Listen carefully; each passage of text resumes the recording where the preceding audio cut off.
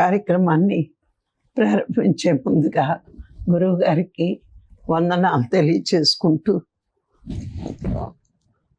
మరి ఈరోజు ఈ జూమ్ సెక్షన్లో పాల్గొన్న అందరికీ కూడా ధన్యవాదాలండి. మరి ప్రతిరోజు ఎంతో కొంత తెలుసుకుంటూ జ్ఞానపరంగా ఎదగాలి అనుకున్నాం. కానీ గురువుల ద్వారా మనం తెలుసుకున్న విషయం ఏంటంటే,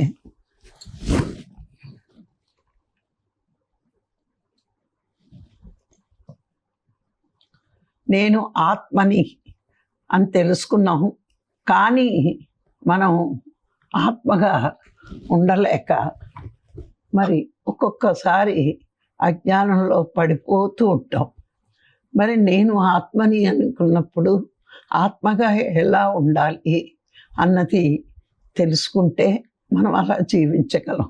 ఎందుకంటే ఈ ఆత్మ పంచకోశాలతోటి తాదాప్యం చెంది పంచకోశాల ప్రభావంలో ఉండి ఆ పంచకోశాలు చేస్తున్న పనులు నేను చేస్తున్నాను అనుకుంటే జీవుడు ఇది కోశాల యొక్క ప్రభావం అని తెలుసుకుంటే జ్ఞానిగా ఎదుగుతాడు. అయితే పంచకోశాల గురించి మనము ఇదివరకు తెలుసుకున్నాం. మరి ఆత్మని పంచకోశాల ద్వారా మనము మమేకం చెయ్యకుండా విడిగా ఎలా చూడగలం అంటే, శరీర లక్షణాలు ఆత్మ లక్షణాలు సాధకుడు ముందుగా తెలుసుకోవాలి. సాధనకు వచ్చేటప్పుడు మనకి గురువులు స్టెప్ బై స్టెప్ మనకి చెప్పి కొన్ని విషయాలు మన ఎదుగుదలకి తోడ్పడుతూ ఉంటారు.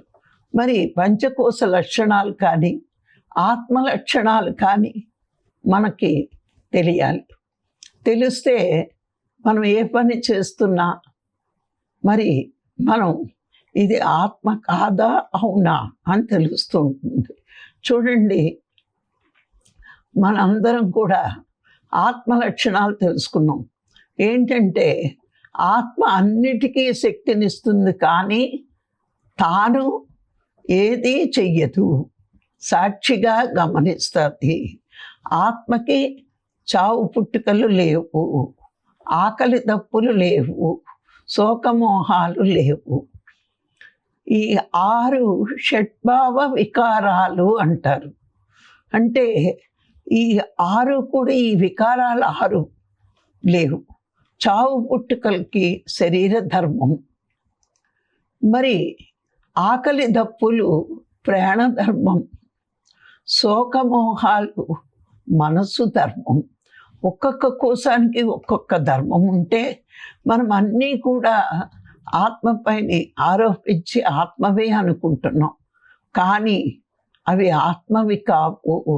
శరీరానికి కానీ మనసుకు కానీ బుద్ధికి కానీ శక్తినిస్తుందే, కానీ ఆత్మ ఏది పని చేయకుండా శక్తినిచ్చి సాక్షిగా గమనిస్తుంది. ఈ షడ్భావ వికారాలు శరీరం మనసు ప్రాణాంతే. మరి అయితే ఇవి మనకి అందరం తెలుసుకున్నాం.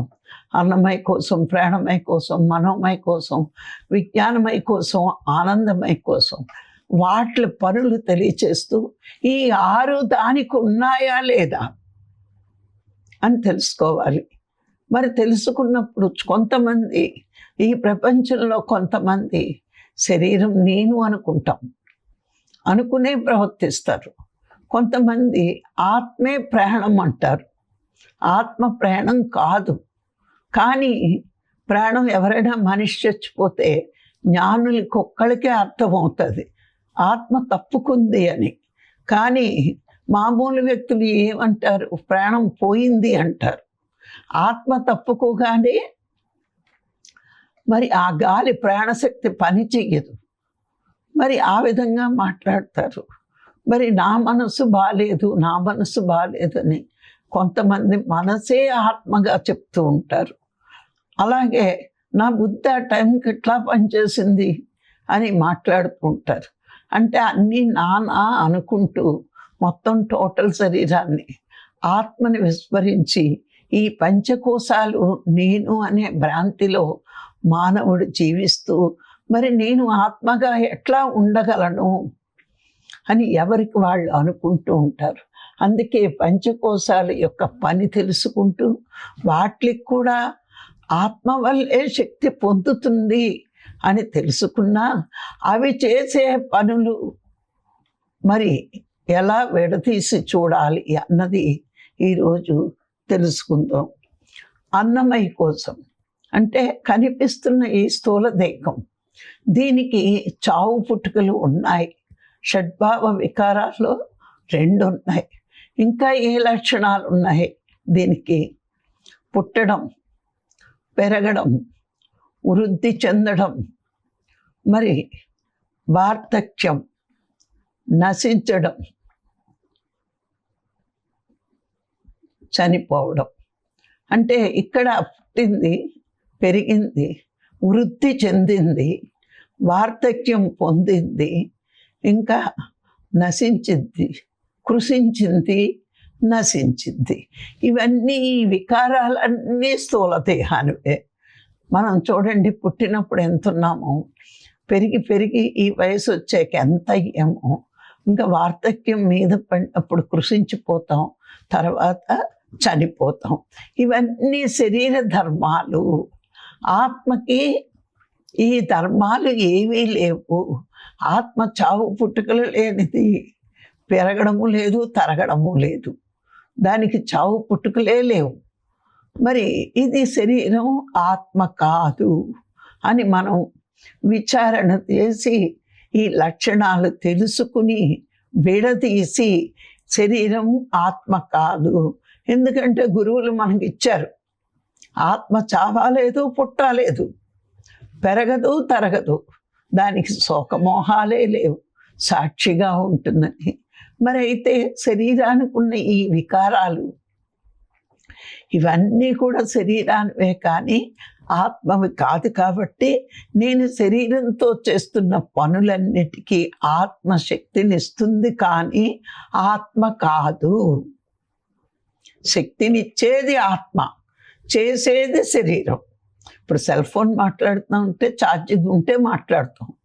మాట్లాడే శక్తి, అది పని చేసే శక్తి కరెంట్ ఇస్తోంది. అలాగే మన శరీరానికి పని చేసే శక్తి, క్రియాశక్తి, ఇది ఎవరు ఇస్తున్నారు? ఆత్మ ఇస్తోంది. అందుకని అన్నమయ కోసం నేను కాదు, ఆత్మను కాదు. ఇక ప్రాణమయ కోసం, ఈ ప్రాణమయ కోసం గురించి మనం ఆలోచిస్తే మనకి తెలుసు, తీసుకునే గాలి పంచ ప్రాణాలుగా, 10 వాయువులుగా, 49 వాయువులుగా ఆత్మ మారుస్తుంది. అయితే ఈ గాలి శరీరం బయట ఉంది. శరీరం బయట ఉన్నప్పుడు అంత శక్తి లేదు. మరి ఎప్పుడు వచ్చింది దీనికి ఇంత శక్తి అంటే, ఈ శ్వాసని లోనికి పంపినప్పుడు ఆత్మ దాన్ని ప్రాణశక్తిగా మారుస్తుంది తన శక్తితో. ఈ చైతన్యంతో కూడిన గాలి ప్రాణశక్తి అయ్యింది. ఇది మనం తెలుసుకోవాల్సిన విషయం. గాలి బయట కూడా ఉంది. మరి మనలోకి వస్తున్న గాలి, మనం పీల్చిన గాలి ఆత్మ యొక్క చైతన్యంతో ప్రాణశక్తిగా మారుతుంది, కానీ ఇది ఆత్మ కాదు. ప్రాణశక్తి వల్ల, అంటే ఆత్మ ఇచ్చే చైతన్య శక్తే ప్రాణశక్తిగా, ప్రాణంగా మారింది. అందుకే ప్రాణ, అపాన, ఉదాన, సమాన వ్యానవాయువులు అన్నారు. ప్రాణవాయువు అంటే మనకి చైతన్యంతో కూడిన గాలి ప్రాణవాయువు అయ్యింది. అంటే మరి ఇక్కడ ఈ ప్రాణమయ కోసం ఆత్మ వల్ల తీసుకునే గాలి ప్రాణశక్తిగా మారి అది ప్రాణమయ కోసంగా శరీరాన్ని ఉచ్ఛ్వాస నిశ్వాసలు కలిగించడానికి ప్రయత్నిస్తుంది. కానీ అది ఆత్మ కాదు. ఆత్మ యొక్క చైతన్య శక్తితో పనిచేస్తుంది. ఇది కూడా ఆత్మ కాదు. ఇక మూడోది మనోమయ కోసం. ఈ మనోమయ కోసం జాగ్రత్త అవస్థలో నేను చేస్తున్నాను, నేను చేస్తున్నాను అని అనుకుంటూ ఉంటుంది. అందుకే కొన్నిటికి బాధపడుతుంది, కొన్నిటికి సంతోషపడుతుంది, కొన్నిటికి దుఃఖపడుతుంది. ఇలా రకరకాలు ఒక్క మాటలో చెప్పుకోవాలంటే అరిషడ్ వర్గాలని అనుభవిస్తుంది జాగ్రత్త అవస్థలో. మరి గాఢ నిద్రలో ఈ మనసు ఏమైంది? చైతన్యంతో కలిసి ఉంది, కానీ నిద్రలో ఇదేమీ పని చెయ్యట్లేదు. కానీ మనసే ఆత్మనుకుంటే పని చెయ్యినప్పుడు చనిపోవాలి కదా, మరి చనిపోవట్లేదు, బతికే ఉన్నాడు.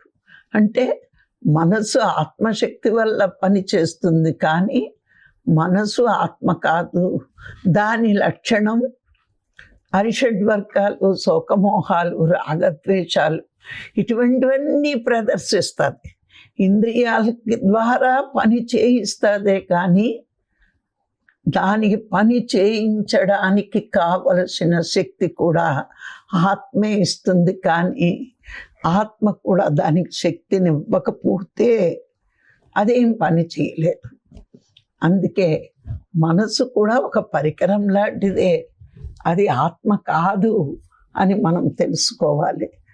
అంటే మనకి నిద్ర నుంచి బయటకు వచ్చేకే అర్థమవుతుంది. కానీ ఇంకా బాగా అర్థం అవడానికి, నేను గాఢ నిద్రలో ఉన్నప్పుడు మనసు ఏ పని చెయ్యట్లేదు, మనసే ఆత్మ అయితే ఏ పని చేయనప్పుడు నేను చచ్చిపోవాలి కదా, నేను చనిపోకుండా ఉన్నాను అంటే మనసుకు కూడా ఏదో శక్తిని ఇస్తే పని చేయిస్తుందే తప్పించి మనసు ఆత్మ కాదు అని మనకు అర్థమవుతుంది. ఇక విజ్ఞానమయ కోసం, ఈ విజ్ఞానమయ కోసం ఏంటి అంటే గాఢ నిద్రావస్థలో బుద్ధి కూడా లోపించి ఏ నిర్ణయము తీసుకోదు. ఎరుకలో ఉన్నప్పుడు అంటే జాగ్రత్త అవస్థలో ఇలా చెయ్యి, అలా చెయ్యి, ఇది బాగుంది, అది బాగోలేదు అని నిర్ణయాలు తీసుకుంటుంది బుద్ధి.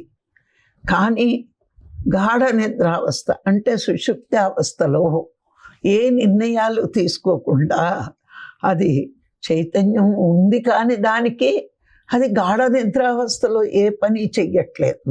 అందుకే విజ్ఞానమయ కోసం కూడా ఆత్మ వల్ల శక్తి పొందుతుంది, కానీ అది ఆత్మ కాదు. ఎందుకంటే గాఢ నిద్రావస్థలో ఏ నిర్ణయాలు తీసుకోవట్లేదు, ఆత్మ పని చేస్తోంది, బుద్ధి పని చేయట్లేదు. అక్కడ పని నిర్ణయాలు తీసుకోవట్లేదు అంటే పని చెయ్యట్లేదని అర్థం, పని చెయ్యట్లేదు అది. మరి అయినా మనిషి జీవుడు జరుగుతూనే ఉన్నాయి కార్యక్రమాలు. అంటే ఆత్మ వల్ల మరి బుద్ధి ఎరుకలో ఉన్నప్పుడు నేను చేస్తున్నాను అనుకుంటుంది, కానీ దానికి కూడా ఆత్మ చైతన్యం వల్లే బుద్ధి కూడా పని చేస్తుంది అని సాధకుడికి తెలియాలి. తెలిస్తే అప్పుడు బుద్ధి ఆత్మ కాదు అని మనం తెలుసుకుంటూ ఉంటాం. అందుకే శంకరాచార్యులు ఇది కాదు ఇది కాదు అనుకుంటూ ముందుకెళ్ళు, నీకు ఆత్మ అంటే ఏంటో తెలుస్తుంది అని చెప్పడం జరిగింది. ఇక ఆనందమయ కోసం, ఈ ఆనందమయ కోసం నిద్ర అనే అవస్థలోనే ఇది కారణ శరీరం యొక్క పని.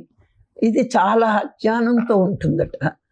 ఈ నిద్ర అనే టైంలో చాలా ఆనందాన్ని అనుభవిస్తుంది.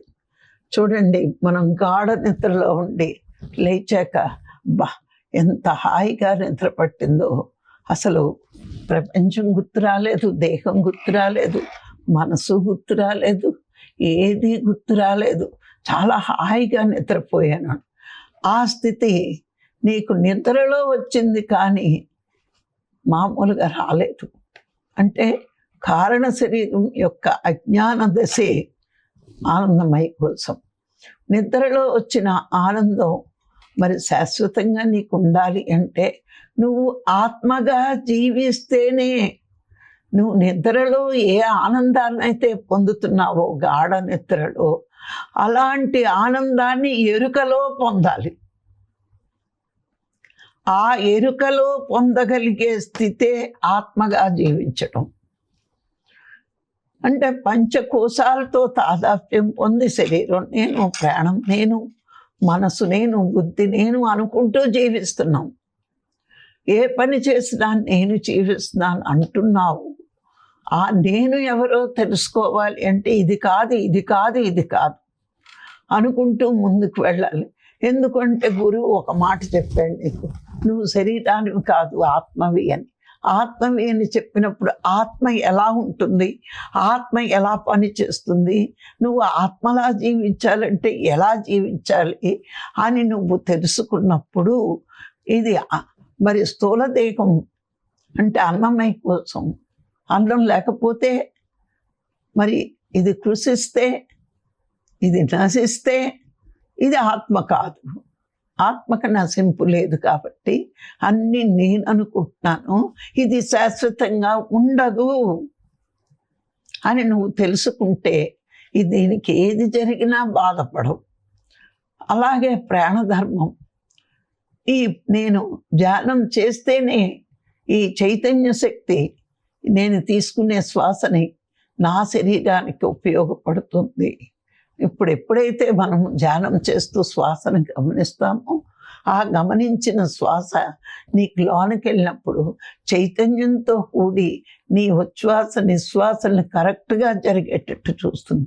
ఎందుకు శ్వాస కరెక్ట్గా జరగాలి అంటే నీ మనస్సు కంట్రోల్ చేసే శక్తి నీ శ్వాసకే ఉంది. అందుకే గురువులు నీ శ్వాసను గమనించు అంటారు.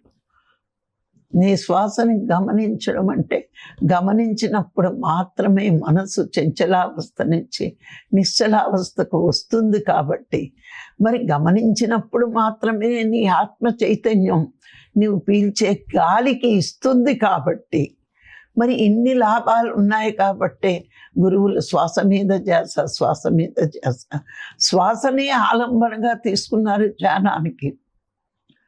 మరి రమణ భగవాన్ చెప్తాడు, ఒక శ్వాసకి ముందు కొద్దిగా శూన్యం ఉంటుంది, ఆ శూన్యాన్ని మెల్లిమెల్లిగా పెంచితే ఆ శూన్యమే ధ్యానం అంటాడు.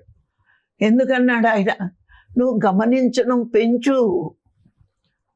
ఒక 2 శ్వాసలు గమనించాక ఆలోచనలోకి వెళ్ళిపోతుంది.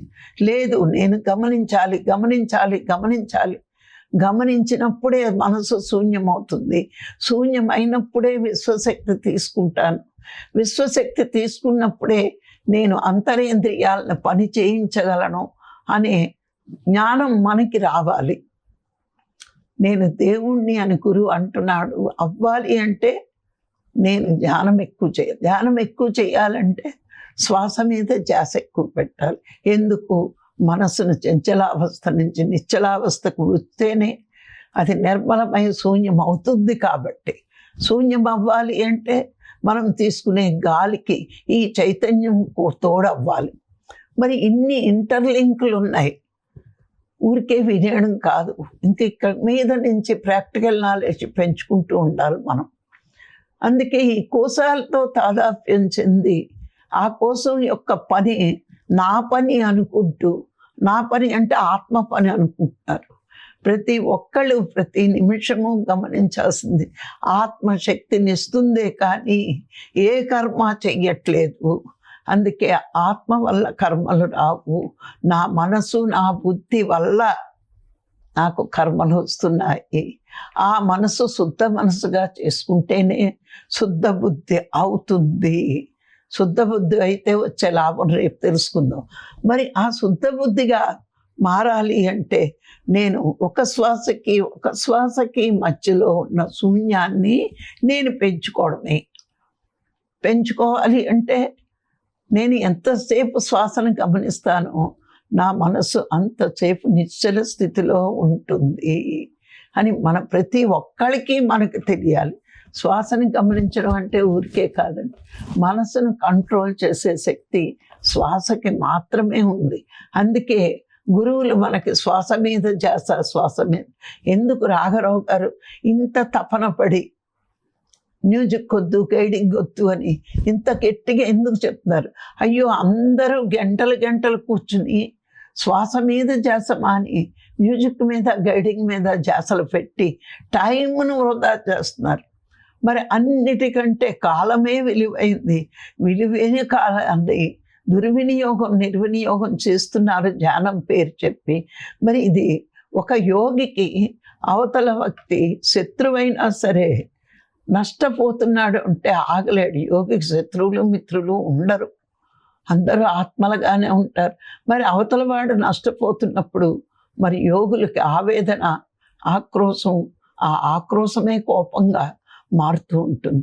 మరి శ్వాస మీద ధ్యాస గురువు గారు మనకి ఎందుకు చెప్పారు? అవి వదిలి మనం గైడింగ్లు, మ్యూజిక్లు పెట్టుకుని మరి మనసుని చంచలావస్థలోనే ఉంచుతున్నాం, కానీ నిశ్చలావస్థకి, నిర్మలావస్థకి తీసుకోవాల్సిన ప్రాక్టీస్ని పోగొడుతున్నాం. ఎందుకంటే శ్వాసని గమనించినప్పుడు ఆ లోనికి వెళ్ళిన శ్వాస ఈ ఆత్మ చైతన్య శక్తితో ప్రాణశక్తిగా మార్చి మన శరీరానికి శక్తినిస్తోంది, ఎన్నో క్రియలు జరిపిస్తోంది. మరి ఇవి పంచకోశాల గురించి తెలుసుకున్న వాడికి చాలా చక్కగా అర్థమవుతాయి. మరి ఈ సూత పురాణం కానీ, రామగీత కానీ, మరి స్కంద పురాణం కానీ చదివితే మరి శివుడు రాముడికి బోధించిన బోధలో ఈ పంచకోశాల గురించి చాలా చక్కగా ఇవ్వడం జరిగింది. అంటే మన జీవితంలో అతి ముఖ్యమైనవన్నీ మనం నేర్చుకుంటూ వెళ్తున్నామండి.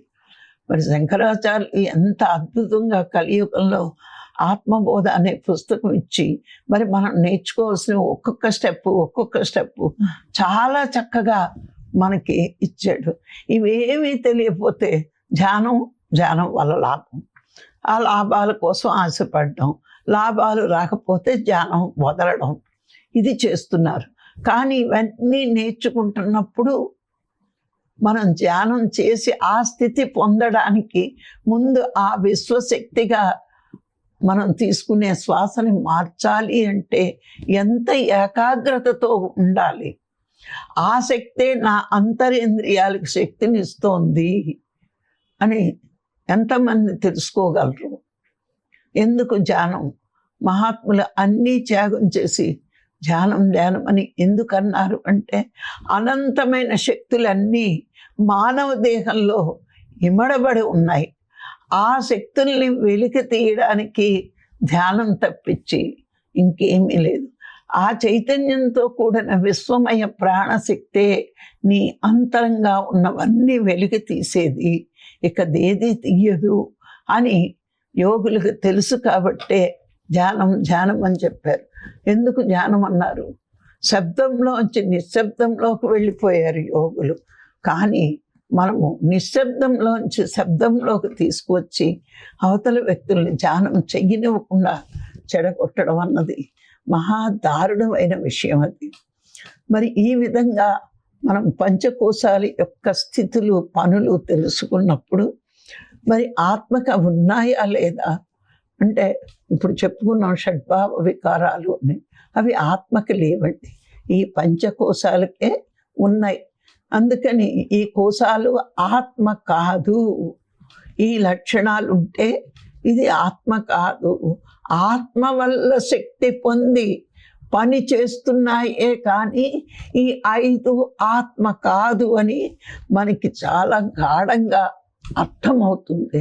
అర్థమైనప్పుడు ఇంకెప్పుడు కూడా శరీరం నేను, మనస్సు నేను, బుద్ధి నేను, ప్రాణం ఆత్మ అనే మాటలు మనం మాట్లాడం. ఇవన్నీ తెలుసుకోకపోతే మనం విన్నప్పుడు బాగానే అనిపిస్తుంది, గురువుగారు చెప్పారు కాబట్టి మనం నమ్మాలి అనుకుంటాం. కానీ సహజంగా మనలో నుంచి ఆ నమ్మకం రావాలి. శరీరం నేను కాదు, అలాగే మనసు, బుద్ధి ఏది నేను కాదు, అన్నిటికీ శక్తినిచ్చే చైతన్య స్వరూపాన్ని ఆత్మని నేను అని ఎంతగా అర్థమవుతుందో మనము అంతగా భగవంతుడికి దగ్గరవుతామట. ఎంతగా ఆత్మని నేను అనే నమ్మకం మనకు కలుగుతుందో మన కుండలిని శక్తి అంత జాగృతమై ఒక్కొక్క చక్రాన్ని దాటుకుంటూ సహస్రాల స్థితికి చేరుకుంటుందట. అంతా మన భావనేనండి. అజ్ఞానం ప్రోత్సహిస్తే కుండలిని శక్తి కదలదు. జ్ఞానం పెంచుకున్న కొద్దీ కుండలిని శక్తి మన చక్రాలన్నింటినీ దాటుకుంటూ సహస్రాల స్థితికి చేరుకుంటుంది. ధ్యానం కూడా కోరికలతో చేసే ధ్యానం అప్పుడు శక్తి పైకి రాదట. మనం పరమాత్మని చేరుకోవాలి, తెలుసుకోవాలి, ఆ అనుభూతి పొందాలి అనే కోరికే మన కుండలిని శక్తి ఊర్ధ్వముఖంగా వెళుతుందని నేను చాలా పుస్తకాల్లో చదివాను. అందుకే కూడా ఎవ్వరూ కోరిక పెట్టుకోవద్దు. మనం ఎవరమో తెలుసుకోవాలి. మనం పరమాత్మ స్వరూపులం అని అనుభూతి పొందిన రోజునే మనం పూర్ణంగా ఎదిగినట్లు. ఇవన్నీ మరి జ్ఞానం పెరిగితేనే అవి వస్తాయి. జ్ఞానం పెరిగితేనే కర్మలు దగ్ధమవుతాయి. ఇవన్నీ మనం తెలుసుకున్నప్పుడు, అది తెలుసుకున్నది సత్యమని మనం నమ్మినప్పుడు అదే అందరికీ మనం బోధించగలగాలి. అంటే సవ్యమైన మార్గంలో శిష్యుల్ని తీసుకెళ్ళగలిగితే అంతకంటే అదృష్టం ఏదీ లేదండి.